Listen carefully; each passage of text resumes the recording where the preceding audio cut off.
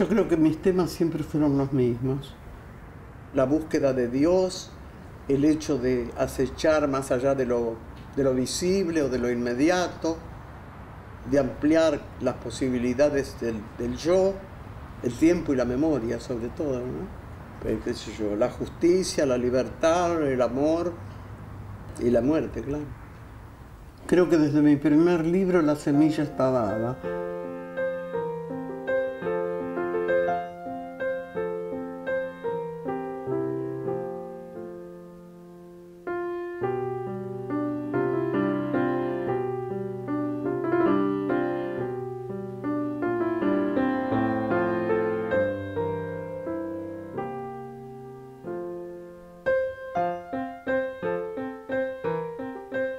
Nunca tuve que hacer ninguna antesala para publicar libros, porque yo pertenecí a la llamada generación del 40, con la que no me siento muy identificada ni siento que tuviera características demasiado especiales.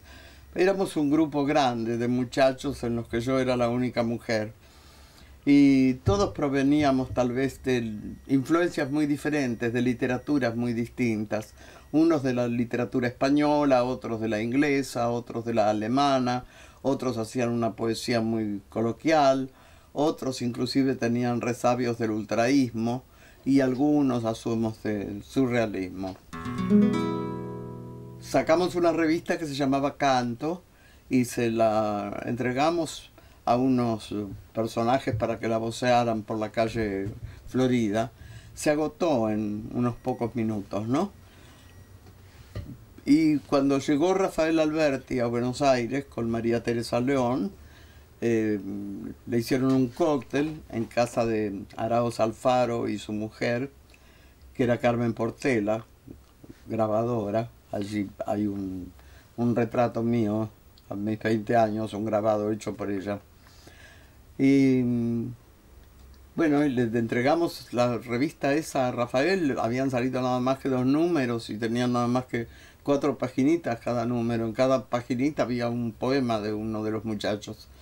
Y Rafael se fue a un rincón y miró toda la revista durante el cóctel. En un rato estuvo. Entonces regresó con la revista al grupo y dijo: los mejores poetas son estos dos. Y señaló a Enrique Molina y a mí.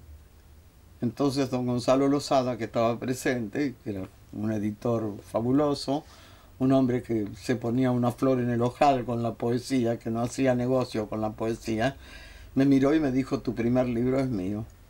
Y salió mi primer libro entonces, que es Desde Lejos, en la colección misma, donde estaba Rafael Alberti, Neruda, Asturias, en fin, todos los grandes poetas, ¿no? Cuando yo empecé a escribir prácticamente, éramos 20 muchachos y yo los que andábamos juntos por todos lados. Y nunca entonces me sentí segregada, al contrario, me sentí muy homenajeada, muy agasajada. Y bueno, y tú ves las antologías de la época, ¿no? Si hay alguna mujer es Alfonsina Storni, que anterior naturalmente, y yo, ¿no? Y de las que vinieron después, Alfonsina Storni, Alejandra y yo.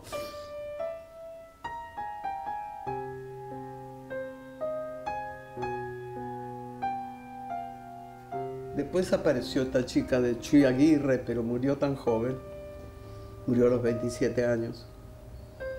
Los menores éramos Castiñeira de Dios y yo, que teníamos, qué sé yo, 19 años, pero Barbieri tenía 40 o 40 y tantos, por ejemplo, ¿no? Estaba Miguel Ángel, con el que yo me casé, que me llevaba 8 años. Estaba Enrique, que era 10 años mayor. Estaba Alfonso Sola González. Estaba Carlos Álvarez. Estaba Juan Rodolfo Wilcock, Basilio Uribe, Fernández Moreno, Eduardo Bosco, Daniel Devoto, Jonquière. Y me acuerdo que la dirigían Julio Marzagot, Eduardo Calamaro y Miguel Ángel Gómez. Entonces me pidieron a mí que pasara por la calle Florida para ver cómo la vendían los muchachos a los que habían contratado para que la vocearan en Florida. Y entonces paso y los oigo. Adié, para hablar correctamente. Entonces voceaban la revista Canto cuando yo pasé. Y la revista Canto traía una hojita dentro de papel barrilete que se llamaba La Ballesta Magnífica, donde decía que la Ballesta Magnífica salía a combatir los fantasmas temporales, y entonces había una serie de nombres de lo que nosotros considerábamos, qué sé yo, gente ya cascaruda en la época, ¿no? Figurones. Y entonces estos decían, como vieron que era para combatir a los fantasmas temporales, la voceaban y decían: Canto, Canto, revista de poesía contra los fantasmas, contra los fantasmas. Y debía haber muchos fantasmas en Buenos Aires, porque la gente se volvía en cuanto oía eso y compraba la revista. Y se agotó, en un rato se agotó. Llamamos gente del interior también para que la integraran, pero de los que obtuvimos respuestas fue sobre todo de dos muchachos entrerrianos que después hicieron una gran obra, Carlos Álvarez y sobre todo Alfonso Sola González, que es un gran poeta, pero un gran poeta. Bueno, nos reuníamos, éramos muy compañeros y muy amigos, no había competencias en ese entonces entre nosotros, sino más bien una gran solidaridad, y conversábamos acerca de poesía y de 20.000 cosas hasta el alba. Se trataba sobre todo de acostar la noche. Nos divertíamos mucho y nos hicimos todos muy amigos de Oliverio Girondo, en cuya casa pasábamos largas veladas también. Era una casa especialísima, llena de objetos maravillosos, y Oliverio era un hombre de una conversación y de un brillo inagotables. La muerte de Oliverio y la de Nora Lange, que era su mujer, igualmente extraordinaria, a mí me cambió el color de la vida, puedo decir. Cosa que no es fácil que suceda, ¿no?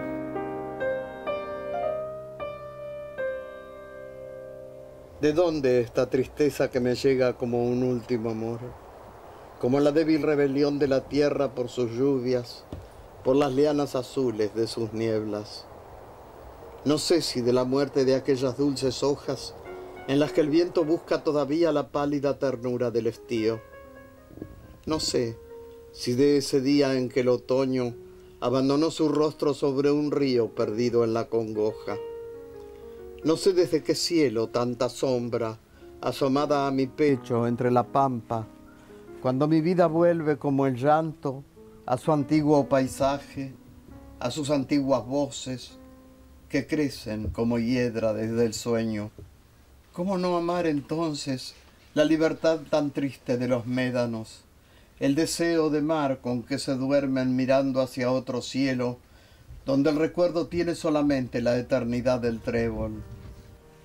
¿Cómo no amar la angustia de las piedras, sometidas sin lucha al inútil retorno de la hierba, al invencible polvo, a ese lejano muro donde el tiempo se disgrega desnudo, sosteniendo las huellas de mis manos? Alguien me llama aún por sus desiertos, por el aire sombrío que se inclina al desolado oeste, mientras yo estoy aquí, con mis pequeñas muertes como un árbol, esperando el olvido.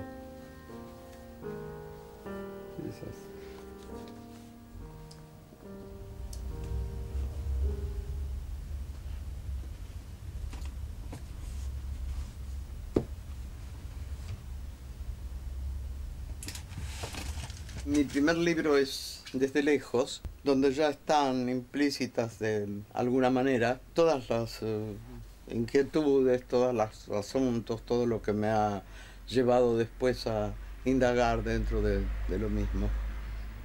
Es como si estuvieran las semillas de las obras posteriores.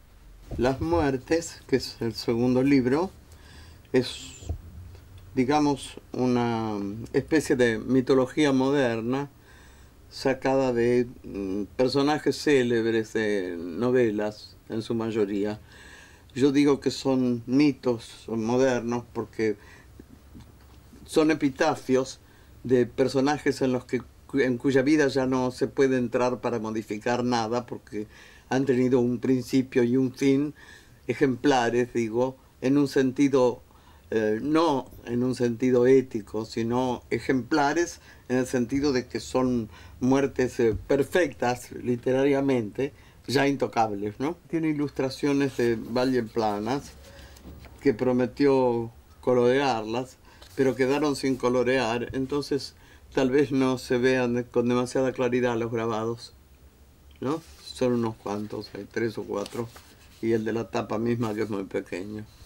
El tercero es Los juegos peligrosos, que se refiere a los juegos peligrosos que pueden abarcar distintos ámbitos de la realidad y de algo más allá de la realidad.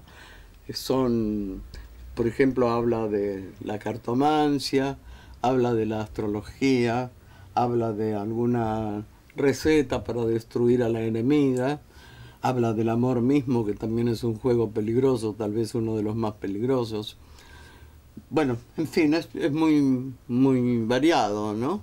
Pero es a los juegos a los que uno apuesta muchas veces la vida, ¿no? Museo salvaje es un poema al cuerpo. El cuerpo mismo es un museo salvaje, justamente en lo que tiene de extraño. A veces una de mis angustias es justamente contemplar mi cuerpo en detalle con un cierto enajenamiento, ¿no? Como si lo viera por primera vez, porque es extraño hasta caminar en 2 pies, nada más que estamos demasiado acostumbrados y no nos asombra. Bueno, yo empecé a mirar así, muy en detalle, mi ojo, mis manos, mis pies, mi piel, y a cada una de esas cosas le hice un poema con todo lo que cada uno de esos detalles me sugerían, digamos, ¿no?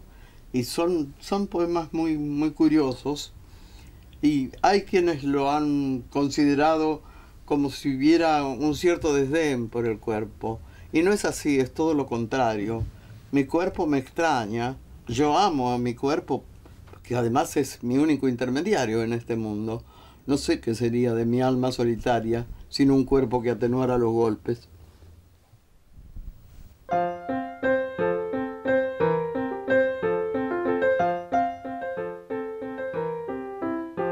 Mutaciones de la realidad es el libro siguiente. Es justamente un libro donde más que nada está de manifiesto todo lo que se desplaza, todo lo que se desliza, todo lo que se nos pierde de vista, es decir, todo lo que es efímero dentro de lo eterno, ¿no? Porque de todos modos, para mí todo es eterno, porque yo soy una memoriosa y llevo conmigo aún las fugacidades, rememorándolas, retocándolas. Pero son las cosas de la realidad que se nos escapan permanentemente, ¿no? Que se nos van de la mano como el sueño, cuando lo queremos atrapar, como se nos escapa el horizonte, ¿no? Después vienen los cantos a Berenice, que se parecía muchísimo también a la estatuilla egipcia típica del gato. Sobre todo hay en una ciudad de Egipto un cementerio de gatos donde están todas las momias de los gatos. Absolutamente. Yo de eso me enteré cuando era muy chica, y yo creo que ese cementerio de gatos se paseó por muchos sueños míos infantiles hasta que conocí a Berenice, ¿no? Como si viniera como emisaria a decirme que también los dioses viven, ¿no? En el revés del cielo es este mundo, ¿no? Con todo lo que tiene de espera, hasta conocer justamente los misterios que no podremos saber nunca de este costado del mundo, pero que tratamos siempre de espiar, que tratamos de conocer como si los hubiéramos tapiado al nacer, ¿no? Uh-huh. Siempre estamos buscando señales del otro lado. A veces llegan de manera casi intraducible, pero llegan. Bueno, este es otro libro de poemas. La noche a la deriva es es la vida misma, ¿no? El desplazamiento de uno justamente en la oscuridad de este mundo, ¿no? El no saber a dónde vamos y demás, ¿no? Este es el último libro de poemas, Con esta boca en este mundo. Es justamente el libro de todo lo que es indecible, lo que es casi intraducible. Yo creo que desde Rimbaud los poetas hemos hecho muchos poemas en los que la poesía es la protagonista, pero la poesía como inculpada por no decir todo lo que queremos decir. Yo creo, por eso decía hace un rato, que la poesía es, para el poeta mismo, es a veces un fracaso, ¿no? Porque está representada en el poema tal vez la 10ª parte de lo que quería decir. El poema viene a ser como un mapa opaco de un territorio de fuego que el poeta recorre durante la creación poética, pero donde todo resulta un poco inasible, ¿no? Lo asible es lo que se recoge en el poema.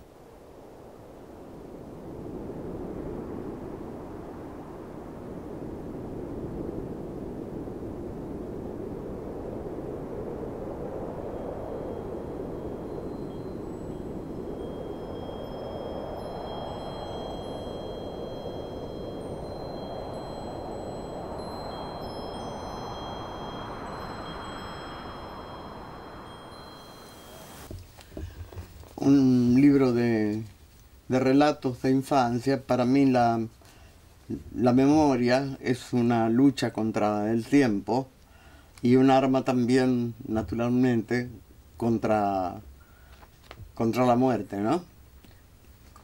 Y ambas unidas, la lucha contra la muerte y contra el tiempo, son también una lucha contra la realidad, ¿no?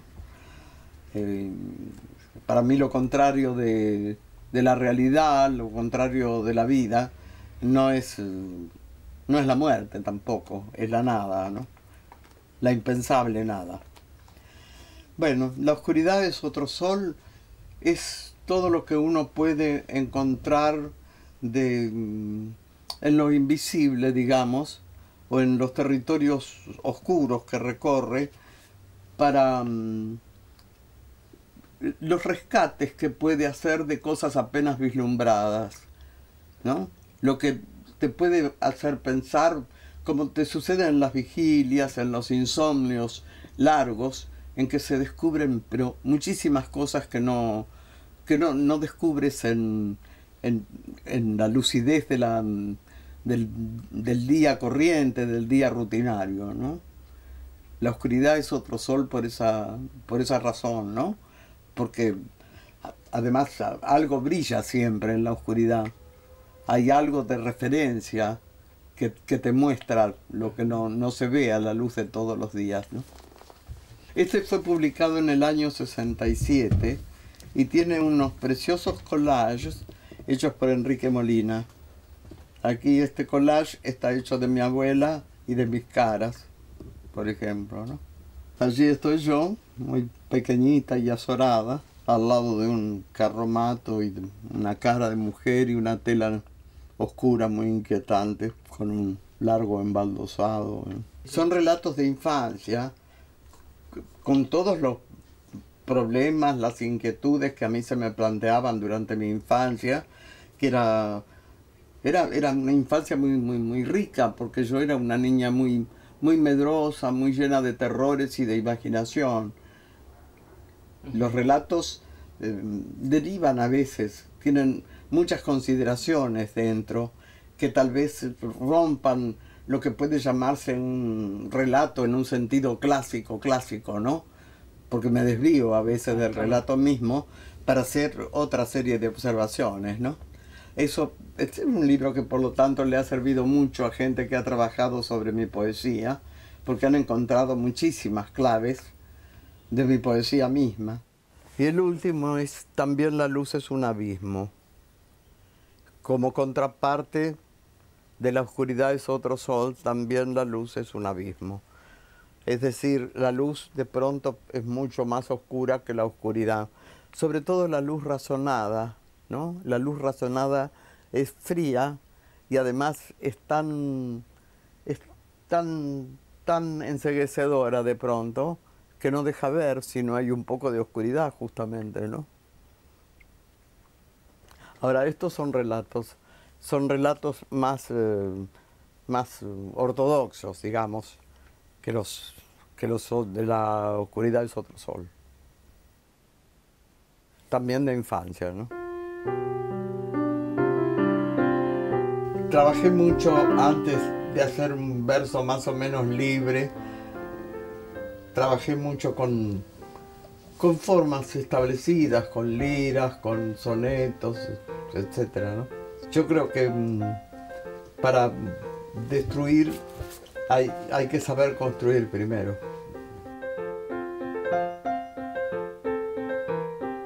Fui poco prolífica si consideras los años que tengo y la obra que tengo, pero siempre tuve una continuidad. No soy de libro por año, ni mucho menos. Son apenas 2 piedras, nada más que 2 piedras sin inscripción alguna, recogidas un día para ser solo piedras en el altar de la memoria. Aún menos que reliquias, que testigos inermes hasta el juicio final. Rodaron hasta mí desde las 2 vertientes de mi genealogía, más remotas que lapas adheridas a ciegas a la presidencia y al sopor.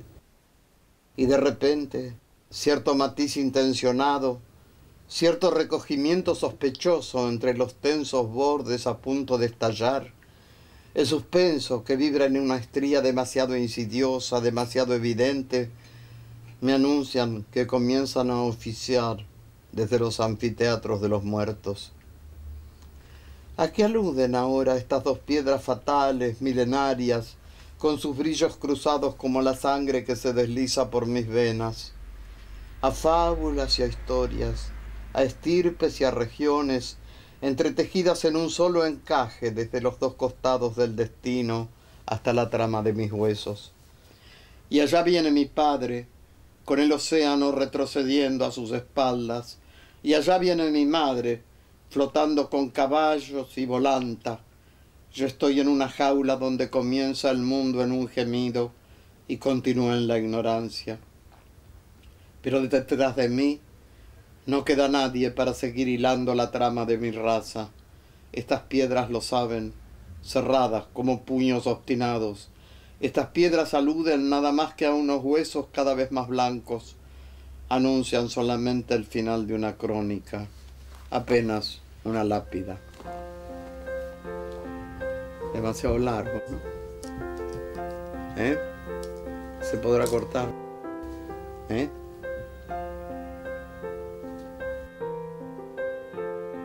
Que leyéndolo así yo creo que no se ven las 2 cosas, ¿no? Lo que viene de Sicilia y lo que viene de la tierra casi baldía argentina, ¿no?